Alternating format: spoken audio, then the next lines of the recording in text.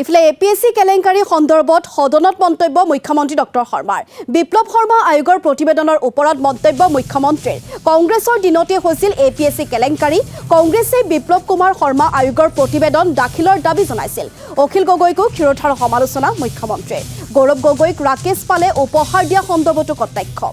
অসমত যদি স্বচ্ছভাৱে নিযুক্তি দিয়া মুখ্যমন্ত্ৰী আছে হেজন মই সদনত এনেদৰে দাবী কৰিলে মুখ্যমন্ত্ৰী ডক্টৰ হিমন্ত বিশ্ব শৰ্মাই গৌৰৱ গগৈৰ বিয়াৰ পিছতে অধ্যক্ষ পাতিলে ৰাকেশ পালক এবিলাক কথা মই ৰাজহুৱাকে কোৱা নাই অখিল গগৈয়ে কৈছে আমাৰ কোনো সদস্যই গৌৰৱ গগৈৰ নাম লোৱা নাই অখিল গগৈয়ে প্ৰথমে গৌৰৱ গগৈৰ নাম লৈছে তৰুণ গগৈৰ বিৰুদ্ধে অভিযোগ দিয়াৰ পিছতো এটাও বিবৃতি দিয়া নাই গৌৰৱ গগৈয়ে নিজৰ পিতৃৰ হৈও এটা মাত মাতিবলৈ আহৰি নাই গৌৰৱ গগৈ তেওঁকে আকৌ বহুতেই চিৰত জাগ্ৰত প্ৰহৰী বুলি দাবী কৰে সদনত গৌৰৱ গগৈ অখিল গগৈক উদ্দেশ্যি এনেদৰে আক্ৰমণাত্মক হৈ পৰিল মুখ্যমন্ত্ৰী 15টা বছৰ 14টা বছৰ তৰুণ গগৈ ডাঙৰীয়াৰ মন্ত্ৰীসভাত কাম কৰাৰ পিছত তেখেতৰ বিপক্ষে লিখি থকা প্ৰতিবেদন এখন মই সদনত অনাৰ বাবে মোৰ একেবাৰে আগ্ৰহ নাছিল কংগ্ৰেছৰ দুই এজন সদস্যক মই অনানুষ্ঠানিকভাৱে জনাইছিলো যে দাবীটো কৰি থাকিব নালাগে ফাইলত তৰুণ গগৈ জল পটকৈ সহি আছে এডিশনাল চিফ সেক্ৰেটাৰীয়ে কৈছে তেওঁৰ এজন ইনচাৰ্জ মেম্বাৰক বাৰে বাৰে কাৰ্যকাল বঢ়াই দিয়া তেওঁ নটাৰী আছিল এডভোকেটো নাছিলে ক'ব গ'লে তেনেকুৱা এজন মানুহক চেয়াৰমেন কৰা কাৰ চৰকাৰ দিনত হৈছে এই গোটেইখিনি those R part of records আজি কেনেকৈ ভুল হ'ব পাৰে তৰুণ গগৈ সহিটোতো ভুল হ'ব নোৱাৰে ৰাকেশ পালক নিযুক্তি দিয়া সেইবাবে মই ৰিলেশ্যন আৰু সম্পৰ্কক মই সন্মান কৰোঁ কাৰণে মই খুব ৰিলাক্টেণ্ট আছিলোঁ যে অন্ততঃ মই মুখ্যমন্ত্ৰী হিচাপে যাতে এইখন মই লে কৰিব নালাগে কোনে মোক পুছ কৰিলে it is the Congress party Biplab শৰ্মাখন আনক কোনোবাই হয়তো কৈ দিছিল কৰবাত আমিয়ে ক'বাত আছো নেকি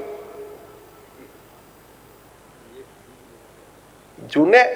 অখিল গগৈ ডাঙৰীয়াৰ মনত আমাৰ প্ৰতি এটা ধাৰণা আছে মইতো আহ্বান জনাই যে 3 দিনমান মোৰ ঘৰত থাকক তেতিয়া বুজি পাব যে আমি কোন শ্ৰেণীৰ মানুহ হয় যদি মই সেইটো কামে কৰিলোহেঁতেন টেটত পুলিচত স্বচ্ছ নিযুক্তিৰ প্ৰক্ৰিয়াটা মই আৰম্ভই নকৰিলোহেঁতেন সকলোৰ পৰা 3 লাখ টকা ললোহেঁতেন আজি অসমৰ স্বচ্ছ নিযুক্তিৰ ইতিহাসৰ লগত অখিল গগৈ ভাল পাক বেয়া পাক হিমন্ত বিশ্ব শৰ্মা সদায় কাৰণে যুগমীয়া হৈ থাকি গ'ল এতিয়া অখিল গগৈ ডাঙৰীয়া কংগ্ৰেছৰ লগত এলায়েন্স আছে না মই নাজানো তেওঁ কি ক'লে যে বিয়াতটো বস্তু ল'বই পাৰি দিয়াজনৰ কি আপত্তি আছে হয় কোনো আপত্তি নাই 3 লাখ টকাৰ গহনা দিলে নামটো ক'ব খোজা নাই অসমৰ সাংসদ এজনে 3 লাখ টকা বিয়াত গহনা ল'লে এটা কংগ্ৰেছ দলে তেওঁক ভাল পায় নে বেয়া পায় মই নাজানো কংগ্ৰেছে কৈছে বিয়াতটো ল'বই পাৰে আৰে বিয়াত সবেই ল'ব পাৰি খালি লোৱাৰ পিছত ইনকাম টেক্সত জনাব লাগিব আমি লৈছো বুলি 2014 চনৰ মই ৰিটাৰ্ণখন দেখা পাইছো কিয় ইলেকশ্যন এফিডেভিট দিব লাগে 2014 চনৰ ইলেকশ্যন এফিডেভিটত এই সোণৰ অলংকাৰখিনি দেখুওৱা নাই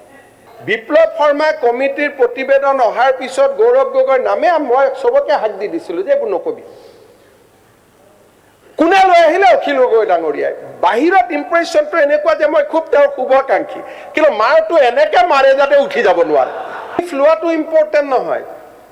তাত এইটো কথা লিখা আছে যে এই গিফ্টটো দিয়াৰ পিছতে ঘটনাই নাটকীয় মূৰ লৈ লয় যে যি আগলৈকে মোক পাৰ্মানেন্ট কৰিব বিচৰা নাছিল বিয়াৰ পিছতে মোৰ প্ৰতি তেওঁ সহজ আৰু সৰল হৈ পৰে chairman বনাইলে that turn of event has taken place যদি ৰিপৰ্টটো চাই মুকুল শইকীয়াৰ ষ্টেটমেণ্টটো চাই turn of event started from that marriage যে মই বিচাৰো Gaurav Gogoi being the son of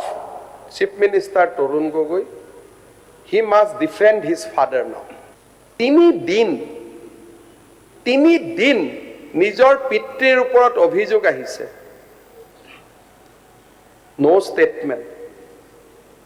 নিজে বিয়াত টকা লোৱা কথা আহিছে ইনকাম টেক্সত দেখুৱাইছো বুলিও কোৱা নাই দেখুৱা বুলিও কোৱা নাই আৰু এই মানুহবিলাকে হৈছে নতুন অসমৰ একোজন চিৰ জাগ্ৰত প্ৰহৰী মানে মানুহ কি কেনেকে কেমোফ্লেজ কৰিব পাৰে তাত ৰাকেশ পালে ইমানলৈকে নাই ৰাকেশ পালৰ তাতে লিখা আছে যে চাকৰিয়াল ছোৱালীৰ প্ৰাৰ্থীৰ সতীত্ব হৰণৰ কামতো তেওঁ লিপ্ত হৈছিল মাকে কৈছিল আমিতো মই প্ৰথম দিনাই কৈছিলো যে অখিল গগৈ কমল মেধি গৌৰৱ গগৈ বিলাকত আমি যাবই নালাগে আনকি মই ৰিপৰ্টটো দিব খোজা নাছিলো আপোনাৰ নামটো মই দেখা পোৱা কাৰণে আপুনি কম তৰুণ গগৈ বেছি যে তৰুণ গগৈ ডাঙৰীয়াৰ নামটো থকাৰ কাৰণে মই ৰিপৰ্টটোৱে দিব খোজা নাছিলো কিন্তু আপোনালোকে হেঁচা মাৰি ৰিপৰ্টটো দিয়ক